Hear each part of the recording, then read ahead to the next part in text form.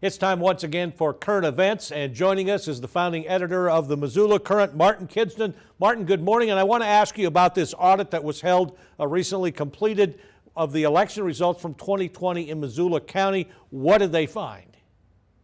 So the Republican Central Committee here in Missoula funded a recount of affirmation envelopes stemming from the 2020 general election.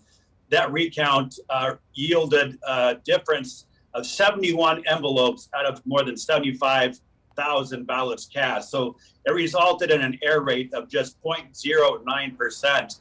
And the reason they did that recount is because another group that goes by the Integrity Project, led by Representative Brad Tashida, also a Republican, his group did a recount in March of 2020, shortly after the election. And they came up with, their count revealed an error rate of more than 4,600 affirmation envelopes. So it was a huge difference. And the Republican recount was conducted to disprove that the election was that inaccurate. And in fact, their recount proved that it wasn't inaccurate at all. But this fight isn't over with, even though that audit proved there wasn't much difference between the votes. Is that correct?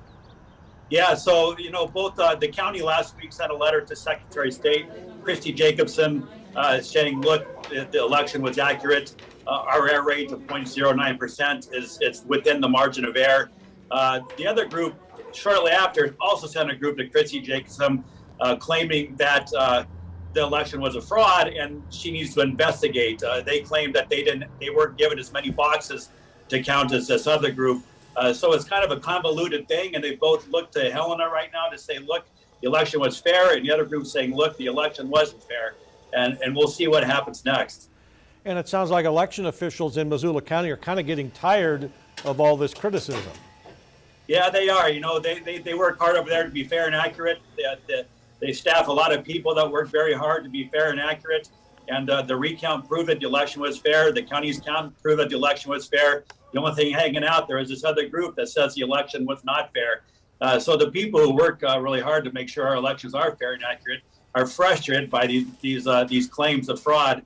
And we'll see if those claims were ever founded. But right now they're unfounded. So it's just empty criticism at this point in time. And I've been hearing, of course, that Republican leaders locally and across western Montana are concerned because they're hearing from voters who say, I'm not going to vote if the system isn't accurate. Yeah, you know, so it could backfire on them. I mean, obviously they're trying to maybe play a political move here, but, you know, if members of their party say, what's the point in voting? The system's broken. You know, that's not going to bode well for their upcoming elections. So I think everybody should and needs to have trust and faith in the county's election process. And there's really nothing wrong with it. Nothing's been proven to be wrong with it. Nothing's inaccurate about it. So, you know, these are just scare tactics perhaps, and we'll see if anything ever comes of it.